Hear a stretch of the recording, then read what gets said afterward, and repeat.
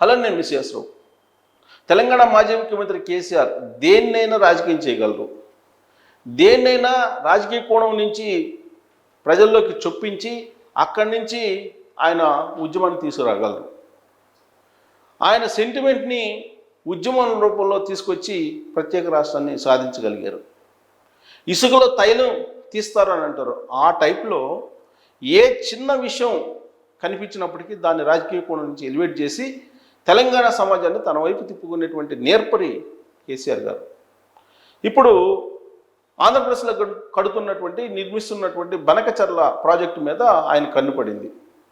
ఆ బనకచర్ల ప్రాజెక్ట్ని చూపించి నెక్స్ట్ ఎలక్షన్స్కి సెంటిమెంట్ని రేకెత్తించడం ద్వారా మళ్ళీ అధికారంలోకి రావాలనేది కేసీఆర్ గారి యొక్క ఆలోచన అనేది నీటి పారుదల రంగ నిపుణులు చెప్తూ ఉన్నారు. ఆయన చెప్తుంది ఏంటి? బనకచర్ల ప్రాజెక్టు నిర్మించిన కారణంగా తెలంగాణకు అన్యాయం జరుగుతుంది, తెలంగాణ ఎడారిగా మారిపోతుంది, గోదావరి జలాల్లో మా వాటా మాకు రావట్లేదు, వాళ్ళు దోచుకెళ్తున్నారు అనేటువంటి నినాదాన్ని వినిపిస్తూ ఉన్నారు. శిష్యుడు తెలంగాణ ముఖ్యమంత్రిగా ఉన్నారు, అందుకే చంద్రబాబు నాయుడు గారు అక్కడ గోదావరి నది మీద ప్రాజెక్టులు కట్టుకుంటున్నారు యథేచ్ఛగా అనేది ఆయన తాజాగా చేస్తున్నటువంటి కామెంట్స్. దానికి చంద్రబాబు నాయుడు గారు మహానాడు వేదికగా చేసుకుని సరైనటువంటి సమాధానం ఇచ్చారు.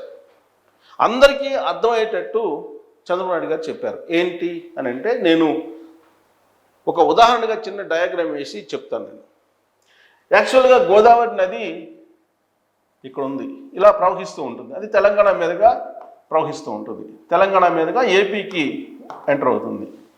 సపోజ్ ఇక్కడ పోలవరం ఉంది, ఇక్కడ పోలవరం ఉంది. ఈ పోలవరం నిండిన తర్వాత పోలవరం దాటి వెళ్ళిపోతే ఇక్కడ సముద్రంలోకి ఈ జలం మొత్తం కలిసిపోతుంది.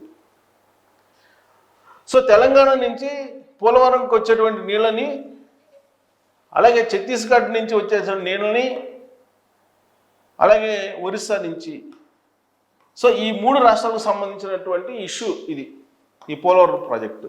సో ఈ 3 రాష్ట్రాలతోటి ఆల్రెడీ ప్రధానమంత్రి నరేంద్ర మోడీ ఈ 3 రాష్ట్రాల ముఖ్యమంత్రులతోటి ఆల్రెడీ మీటింగ్ పెట్టారు. ఆ 3 రాష్ట్రాల ముఖ్యమంత్రులు ఏవైతే అభ్యంతరాలు పెడుతున్నారో వాటన్నిటిని క్లియర్ చేయడానికి పోలవరం మీద ప్రధానమంత్రి నరేంద్ర మోడీ గారు కూడా సిద్ధమయ్యారు. అయితే ఈ ప్రాజెక్టు 2027 నాటికి అయిపోతుంది. చంద్రబాబు నాయుడు గారు చెప్పిన దాని ప్రకారం 2027కి అయిపోతుంది.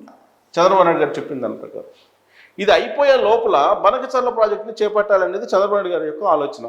ఈ బనకచర్ల ప్రాజెక్ట్ ఎక్కడ? ఈ ప్రాంతంలో ఉంటుంది. బనకచర్ల అంటే పోలవరానికి దిగువన ఉంటుంది.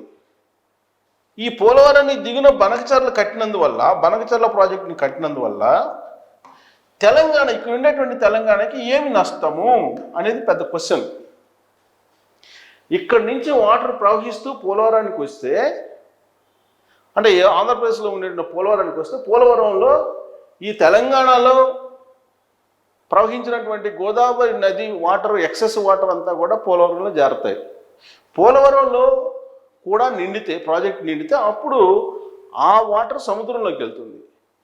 ఆ పోలవరం వాటర్ని ఈ బనకచర్ల ప్రాజెక్ట్ ఇక్కడ నిర్మించి, లేదా బనకచర్ల ప్రాజెక్ట్ని ఇక్కడ నిర్మించి పోలవరం నుంచి ఈ వాటర్ని బనకచర్లకు డైవర్ట్ చేసి బనకచర్ల ద్వారా రాయలసీమకు పంపించాలి అనేది చంద్రబాబు నాయుడు గారి యొక్క ఆలోచన. ఈ బనకచర్ల ప్రాజెక్టుకి ఒక్క చుక్క నీరు కూడా తెలంగాణకు సంబంధించిన వాటర్ కాదు. ఇది ఎవరైనా చెప్తారు. సాగునీటి రంగ నిపుణులు అయితే కేసీఆర్ గారు చెప్పేటువంటి లాజిక్కి వాళ్ళు తల బాదుకుంటున్నారు. తెలంగాణ నుంచి గోదావరి వాటరు పోలవరం మీదుగా సముద్రంలో కలుస్తాయి. ఆ సముద్రంలో కలిసేటువంటి నీటిని బనకచర్ల ద్వారా డైవర్ట్ చేసి రాయలసీమకు పంపించడానికి బనకచర్ల ప్రాజెక్టుని కడుతున్నారు. అంటే పోలవరంలో ఉండేటువంటి నీటిని బనకచర్లకు తరలించి బనకచర్ల నుంచి రాయలసీమకు పంపించాలనుకుంటున్నారు. ఈ పోలవరంలోకి వచ్చేటువంటి నీళ్ళని ఏ నీళ్ళు వస్తాయి? గోదావరి నీళ్ళు తెలంగాణలో మొత్తం వినియోగం అయిపోయిన తర్వాత పోలవరానికి వస్తాయి. తెలంగాణలో గోదావరి మీద ఉన్నట్టు తెలంగాణ ప్రాజెక్టులు అన్నీ నిండిన తర్వాత పోలవరానికి వస్తాయి.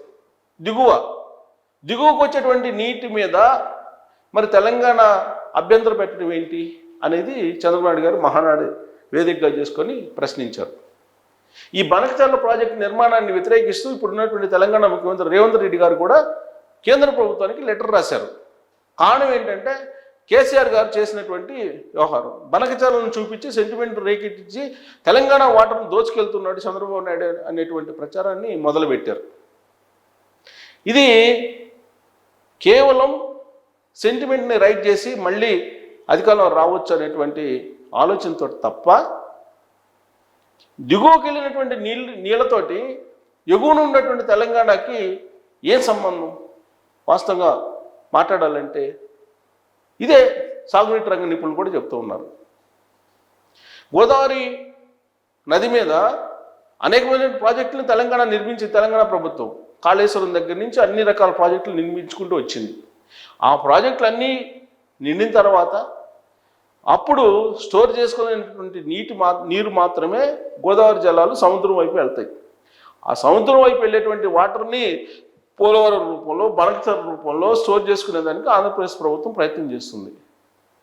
ఈ వాటర్ బనకచర్ల ద్వారా ఎన్ని రాయలసీమకి డైవర్ట్ చేస్తారో అంత షేరు గోదావరి నది మీద మాకు ఇవ్వాలనేది తెలంగాణకు సంబంధించినటువంటి లీడర్లు చెప్తున్నారు. ఇప్పుడు కేసీఆర్ గారు సెంటిమెంట్ రైజ్ చేసినటువంటి క్రమంలో దిగువన సముద్రంకు పోయేటువంటి వాటర్ని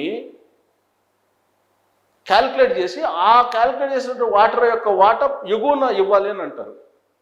అంటే సముద్రంలోకి వెళ్ళినా పర్వాలేదు, ఆంధ్రప్రదేశ్ ప్రజలు, ఆంధ్రప్రదేశ్ రైతులు, ఆంధ్రప్రదేశ్ జనం వాడుకోకూడదు. ఇది కేసీఆర్ గారు చెప్పే లాజిక్. సముద్రంలోకి వెళ్ళనివ్వండి, బనకచర్ల కట్టద్దు, మీరు పోలవరం కట్టద్దు, సముద్రంలోకి వెళ్ళనివ్వండి, సముద్రంలో కలిసిపోయినా పర్లేదు, ఆంధ్రప్రదేశ్ ప్రజలు మాత్రం వాడుకోకూడదు, ఆంధ్రప్రదేశ్ పొలాల్లో ఉండే రైతులు వాడుకోకూడదు.